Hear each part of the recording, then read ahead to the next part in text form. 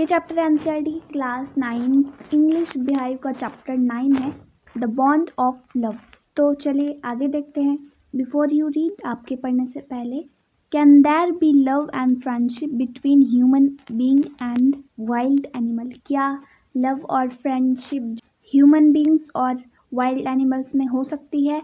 Let's read a fascinating account of an orphaned sloth bear that was rescued by the author. चलिए एक fascinating story पढ़ते हैं, एक orphaned sloth bear के बारे में जिसको ऑथर ने रेस्क्यू किया था। I will begin with Bruno. मैं ब्रोनो से स्टार्ट करूंगा story. My wife's pet sloth bear. मेरी वाइफ का पैट था, वो एक स्लॉथ बियर था। I got him for her by accident. मैं उसको एक एक्सीडेंट की वजह से यहाँ पे लाया था। 2 years ago we were passing through the sugar cane field near Mysore। 2 साल पहले हम शुगर केन फील्ड जो कि मैसूर के पास है वहाँ से गुजर रहे थे।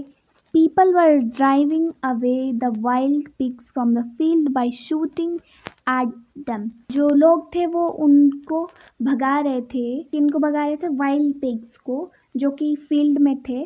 फील्ड में से उनको शूट करते हुए। सम वर शूट एंड सम स्केप्ड। कुछ तो अनफॉर्चुनेटली शूट हो गए और कुछ अपनी जान बचा के भाग गए। We thought that everything was over.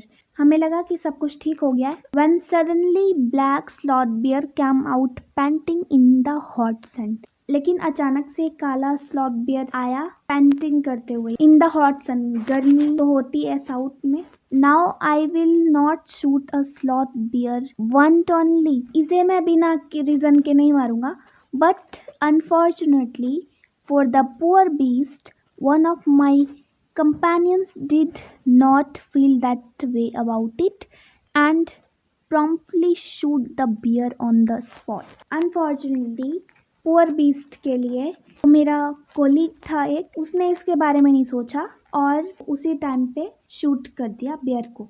As we watched the fallen animal, we were surprised to see that the black fur on its back moved and left the prostrate body। जब वो बियर शूट होके गिरा तो हम उसको बहुत ध्यान से देख रहे थे। हमें बहुत ही ज्यादा अजीब लगा ये देखते हुए कि जो उसको ब्लैक फर था वो हिल रहा था और उसके ब्लैक फर ने वो जो प्रोस्ट्रेट बॉडी थी वो छोड़ दी। प्रोस्ट्रेट मतलब मुंह के बल गिरने को बोलते हैं। Then we saw it was a baby beer.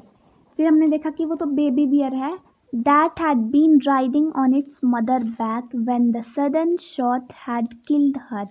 हमें पता चला कि बच्चा था वो अपनी मदर के बैक पर राइड कर रहा था जब उसकी मदर को शूट करा तो।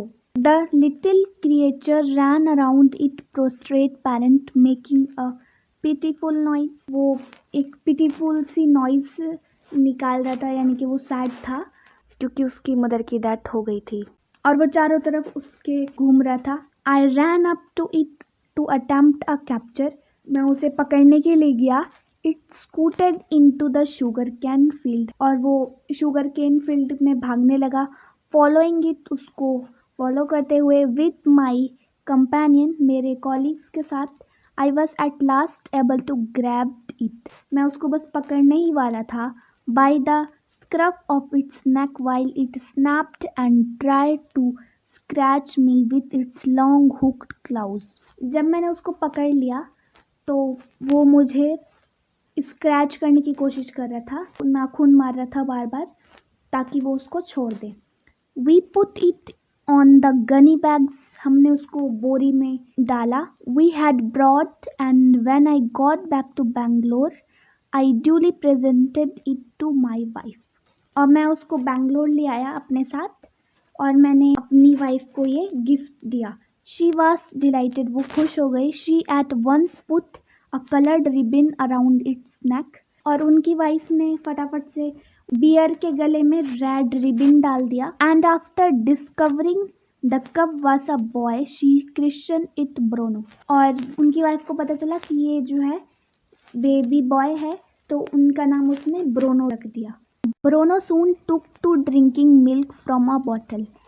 It was but a step further and within a very few days He started eating and drinking everything else. Bruno ने स्टार्ट किया बॉटल से मिल्क पीना यानी कि दूध पीना। फिर इसी तरह से कुछ दिनों में वो सब कुछ खाता पीता था। And everything is the right word for he ate porridge made from any ingredient, vegetables, fruit, nuts, meat, especially pork, curry and rice regardless of condiments and chilies, bread, egg, chocolates, sweets, pudding, ice cream, etc. etc. etc. वो porridge खा लेता था, कोई भी ingredient डाल के दे दो उसके ऊपर, वेजिटेबल डाल दो, फ्रूट डाल दो, नट्स, बीट और curry, rice regardless of condiments, chilies, bread, egg, chocolate, sweet, pudding etcetera, वो सब कुछ खा लेता। As for drink milk, tea, coffee, lime juice, aerated water, buttermilk, beer, alcoholic liquor, and in fact anything liquid, it all went down with relish. पीने की जो चीज़ें थी वो मिल्क पी लेता था, टी पी लेता था, coffee, lime juice, aerated water, butter milk, beer etcetera को कुछ भी पी लेता था वो। और वो बहुत ही ज़्यादा इंजॉय करके पीता था और सारी चीज़ उसको अच्छी लगती थी।